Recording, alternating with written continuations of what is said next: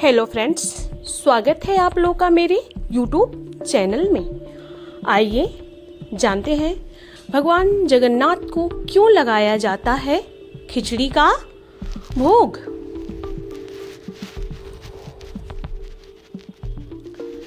उड़ीसा में समुद्र तट के किनारे बसा पुरी नामक ऐतिहासिक शहर अपने प्राकृतिक सौंदर्य के साथ बेहतरीन स्थापत्य कला के लिए भी जाना जाता है। यहाँ भगवान जगन्नाथ का निवास स्थान होने की वजह से इसे जगन्नाथपुरी भी कहा जाता है। यहाँ स्थापित भगवान जगन्नाथ को श्री विष्णु का 10वां अवतार माना जाता है। पुराणों में जगन्नाथ धाम को धरती का बैकुंठ यानी स्वर्ग कहा गया है। यह हिंदू धर्म के 4 पवित्र धामों बद्रीनाथ, द्वारिका, रामेश्वरम के साथ चौथा धाम माना जाता है। श्री जगन्नाथ का मुख्य मंदिर वक्र रेखी आकार का है। इसके शिखर पर अष्ट धातु से निर्मित विष्णु जी का सुदर्शन चक्र लगा हुआ है, जिसे नील चक्र भी कहते हैं। मंदिर परिसर में अन्य देवी देवताओं के भी कई मंदिर हैं, जिनमें से माँ बिमला देवी शक्तिपीठ भी शामिल है। जगन्नाथ मंदिर के प्रवेश द्वार पर 2 सिंह लगे हुए हैं। दर्शन के लिए पूर्व, पश्चिम, उत्तर और दक्षिण में 4 द्वार हैं, जिनके जरिए श्रद्धालु यहाँ दर्शन के लिए प्रवेश करते हैं। चारों प्रवेश द्वारों पर हनुमान जी विराजमान हैं, जो कि श्री जगन्नाथ जी के मंदिर की सदैव रक्षा करते हैं। अनोखी है यहाँ की रसोई। मंदिर में प्रवेश से पहले दाईं तरफ आनंद बाजार और बाईं तरफ महाप्रभु श्री जगन्नाथ मंदिर की पवित्र विशाल रसोई है।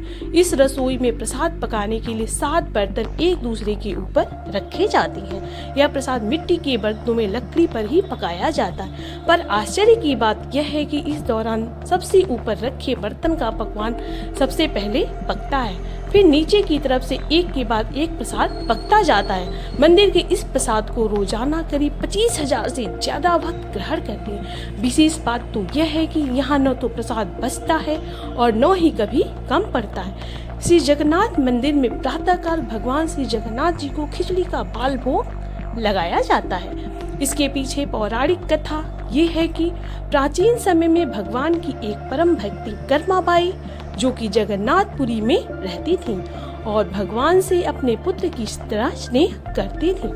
कर्माबाई एक पुत्र के रूप में ठाकुर जी के बाल रूप की उपासना करती थी।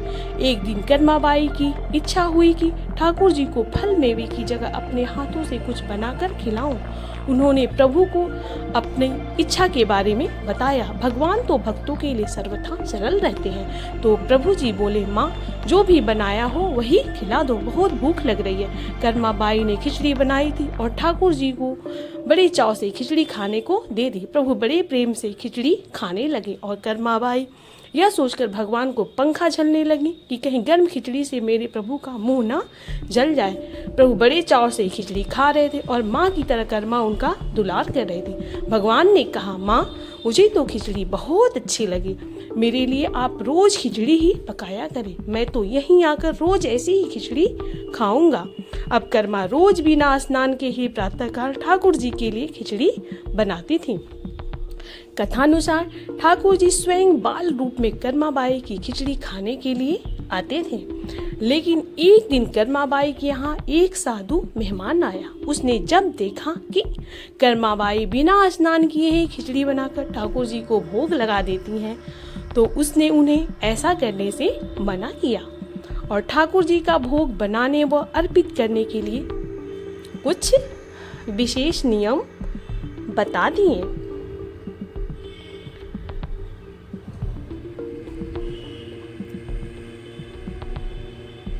अगले दिन कर्माबाई ने इन नियमों के अनुसार ठाकुर जी के लिए खिचड़ी बनाई, जिससे उन्हें देर हो गई और वे बहुत दुखी हुई कि आज मेरा ठाकुर भूखा है। ठाकुर जी जब उनकी खिचड़ी खाने आए, तभी मंदिर में दोपहर के भोग का समय हो गया और ठाकुर जी जूठे मुंह ही मंदिर पहुंच गए और वहां पुजारियों ने देखा कि ठाकुर जी के मुंह पर खिचड़ी लगी हुई है। तब पूछने पे ठाकुर जी ने सारी कथा उन्हें बताई। जब यह बात साधु को पता चली तो वह बहुत पछताया और उसने कर्माबाई से क्षमा याचना करते हुए उसे पूर्व की तरह बिना स्नान किए ही ठाकुर जी के लिए खिचड़ी बनाकर ठाकुर जी को खिलाने को कहा। इसलिए आज भी पुरी के जगन्नाथ मंदिर में प्रातःकाल बाल भोग में खिचड़ी का ही भोग लगाया जाता है। मान्यता है कि यह कर्मा बाई की ही खिचड़ी है। तो ये थी जगन्नाथ मंदिर की महाप्रसाद से जुड़ी एक पौराणिक कथा। ये कथा आप लोगों को कैसी लगी? अगर अच्छी लगी हो तो इस वीडियो को प्लीज़ लाइक करिए, शेयर करिए और ऐसी ही जानकारियों के लिए हमारे चैनल को प्लीज़ सब्सक्राइब कीजिए।